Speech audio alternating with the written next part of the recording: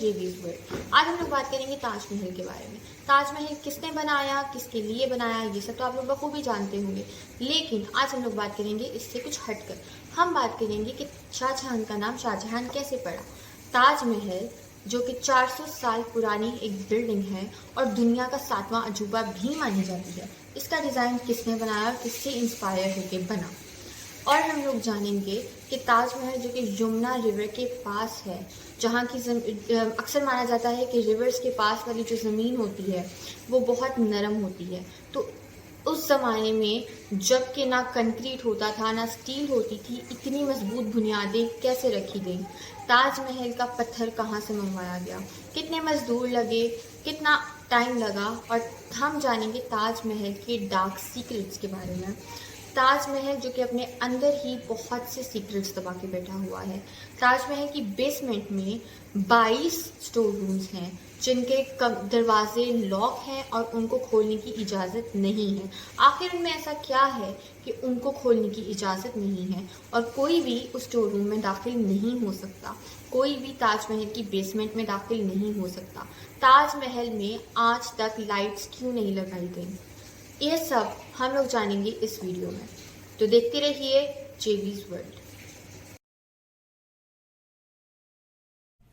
ताजमहल जो कि प्यार करने वालों के लिए एक आइकॉन भी माना जाता है, ये 42 एकड़ के एरिया पर फैली हुई है। 400 साल पहले बनने वाली ये इमारत आज दुनिया का 7वां अजूबा भी मानी जाती है। अगर आज हम इसकी कीमत लगाएं तो आप सुनकर हैरान होंगे कि ये $1 बिलियन की है, यानी कि 7,500 करोड़ की। इसका जो डोम है वो 40 मीटर की ऊंचाई पर है। इसको बनाने के लिए 20,000 लेबर्स का इस्तेमाल हुआ और इन 20,000 लेबर के बावजूद ये 22 सालों में जाकर तैयार हुई। ये कहानी है 1607 की, जब शहंशाह के बेटे शहाबुद्दीन मोहम्मद खुर्रम की 15वीं सालगिरह थी। शहाबुद्दीन मोहम्मद खुर्रम शहंशाह के पसंदीदा बेटे थे और वो इनसे बहुत प्यार करते थे। वैसे तो इनकी हर सालगिरह पर जितना इनका वज़न होता उतने ही वज़न का सोना इनके नाम कर दिया जाता, लेकिन इस सालगिरह पर कुछ अलग होने वाला था। इस सालगिरह पर शाहजहां को मुमताज़ से मिलवाया गया और उन दोनों की शादी तय हो गई। अगले 10 साल तक शाहजहां ने जंगें लड़ी और हर जंग में फतह हासिल की। इसी वजह से उनको शाहजहां का लक़ब दिया गया और इन गुज़रते सालों में शाहजहां और मुमताज़ का प्यार भी बढ़ता गया। वैसे तो अगर हम हिस्ट्री को देखें तो कहा जाता है कि शाहजहां की 6 बीवियां थीं और कुछ लोग कहते हैं कि 7 थीं, लेकिन सबसे ज़्यादा प्यार शाहजहां मुमताज़ महल से करते थे। 1621 में मुग़ल शहंशाह की वफ़ात हो गई। उसके ठीक 7 साल बाद यानी कि 1628 में शाहजहां ने मुग़ल शहंशाह की गद्दी संभाली। मुमताज़ महल पर्दे के पीछे रहकर शाहजहां को मशवरे दिया करती थीं और शाहजहां उन मशवरों पर अमल करते थे, लेकिन किसको पता था कि एक दफ़ा फिर इस मुग़ल एम्पायर पर गम के बादल छा जाएंगे। ठीक 1 साल बाद एक जंग शुरू हुई और वो जंग 2 साल तक चलती रही, लेकिन शाहजहां को उस जंग में भी फतह हासिल हुई। सारे लोग शाहजहां की गद्दी संभालने पर बहुत ही ज़्यादा खुश थे, लेकिन कुछ ही अरसे बाद एक और बहुत बुरी खबर सुनने में आई। 17 जून 1631 में शाहजहां की बेगम मुमताज़ महल उनके 14वें बच्चे को जन्म देते हुए वफ़ात पा गईं। शाहजहां को इस बात का बहुत गहरा सदमा पहुंचा। उन्होंने 8 दिन तक ना तो कुछ खाया ना तो पिया, और तो और अगले 2 साल तक उन्होंने किसी किस्म की कोई मौसीकी भी नहीं सुनी। मुमताज़ महल की आखिरी ख्वाहिश थी कि उनकी कब्र दुनिया के सबसे खूबसूरत मकबरे में बने। शाहजहां ने फैसला किया कि वो अपने बाकी की सारी उम्र इस ख्वाहिश को पूरा करने में वक्फ कर देंगे। उन्होंने अपना सारा पैसा, अपनी सारी दौलत और अपना सारा वक्त इसी आखिरी ख्वाहिश को पूरा करने में लगा दिया। उन्होंने ठीक 6 महीने बाद ताजमहल की तामीर शुरू करवाई। फौरी तौर पर आगरा से 20,000 मजदूरों का इंतज़ाम किया गया और बहुत से हाथियों का भी इंतज़ाम किया गया। ممتاز محل کی قبر یمنا ریور کے بالکل کنارے پر تھی، جس کی وجہ سے تاج محل کو بھی وہیں بنوانا پڑا۔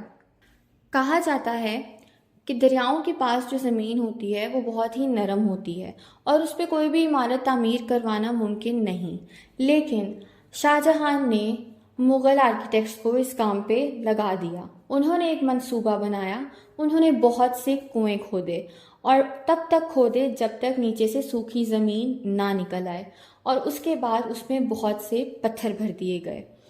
اور آپ کو یہ جان کر بہت ہی حیرانی ہوگی کہ اس زمانے میں نہ تو کنکریٹ تھا نہ تو سٹیل تھا، تو پھر اس کی بنیادیں کس پہ رکھی گئیں؟ اس کی بنیادیں لکڑی پر رکھی گئیں۔ تاج محل کی دیواروں پر سارا کام ہاتھ سے کروایا گیا۔ تاج محل کا خوبصورت پتھر جو کہ وائٹ ماربل جس کو کہا جاتا ہے، وہ آگرہ سے 400 میٹر دور راجستھان سے منگوایا گیا، اور جب تک تاج محل کی تعمیر مکمل نہ ہوئی وہاں سے پتھر لینا سب کو منع تھا، کیونکہ سارے کا سارا جو مال تھا وہ تاج محل کے لیے چلا جاتا تھا۔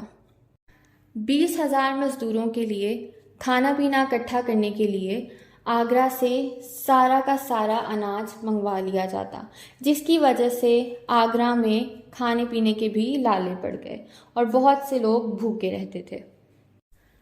تاج محل کو کچھ اس طرح سے تعمیر کروایا گیا ہے کہ وہ گیٹ کے پیچھے سے دیکھنے میں بڑا لگتا ہے، لیکن جیسے ہی ہم اس کے پاس جاتے ہیں وہ چھوٹا لگنے لگ جاتا ہے۔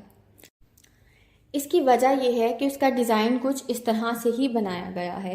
اس کے جو پلرز ہیں وہ ان کو باہر کی طرف رکھا گیا ہے، کیونکہ اگر ان کو سیدھا رکھا جاتا تو وہ پاس سے دیکھنے میں اندر کی طرف جھکے ہوئے لگتے۔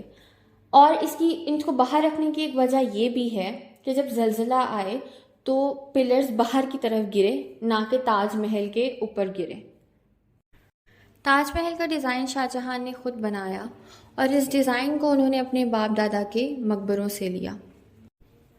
آپ لوگ سوچتے ہوں گے کہ آج کا زمانہ تو جدید دور کا ہے، تو تاج محل میں لائٹس کیوں نہیں لگ پائیں گئی؟ ایسا نہیں ہے کہ کوشش نہیں کی، گورنمنٹ نے 2 دفعہ تاج محل میں لائٹس لگوانے کی کوشش کی، لیکن دونوں دفعہ جب بھی لائٹس کو لگایا گیا تو وہ لائٹس ایک ساتھ فیوز ہو گئیں۔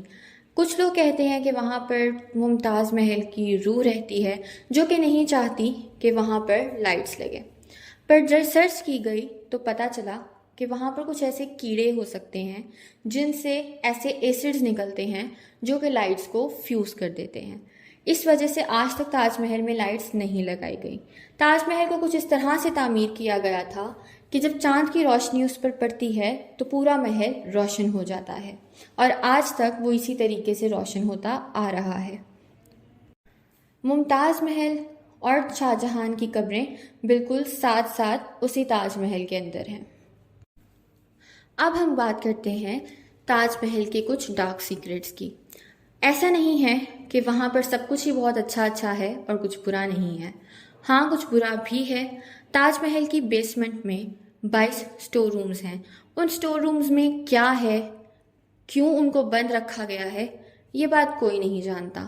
بہت سے لوگوں نے کوشش کی یہ راز جاننے کی، لیکن اس سٹور رومز کو کھولنے کی اجازت بالکل نہیں ہے، نہ تو اس بیسمنٹ میں جانے کی اجازت ہے۔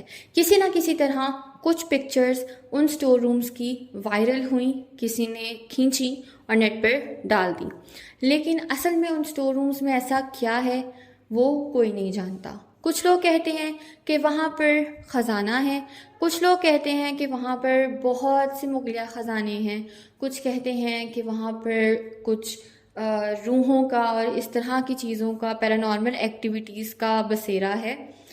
اس طرح بہت سی افواہیں ہیں، پر سب اپنے دماغ کی پیداوار ہیں۔ اصل میں کچھ وہاں پہ کوئی نہیں جانتا کہ اصل میں وہاں پر کیا ہے، تو یہ راز سب جاننے کی کوشش کر رہے ہیں۔ جیسے ہی پتہ چلے گا آپ کو اپڈیٹ کر دیا جائے گا، لیکن ابھی تک اس راز سے کوئی پردہ فاش نہیں ہوا۔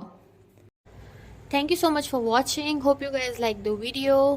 اس طرح کی مزید انفارمیٹیو اور انٹرسٹنگ ویڈیوز دیکھنے کے لیے میرے چینل کو سبسکرائب کر دیں اور بیل آئیکن کو بھی پریس کر دیں تاکہ جیسے ہی میری ویڈیو آئے آپ لوگوں تک پہنچ جائے. اور اگر آپ کو یہ ویڈیو اچھی لگی ہو تو اس کو لائک کر دیں, اپنے دوستوں میں شیئر بھی کر دیں. تھینک یو سو مچ. اللہ حافظ.